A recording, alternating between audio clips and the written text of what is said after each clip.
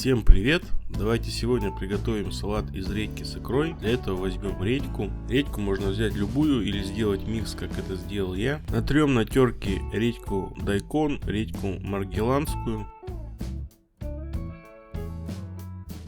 Выложим в чашу. Откроем банку с икрой сельди. Добавим в чашу. Все тщательно перемешаем. Добавим майонез, перемешаем.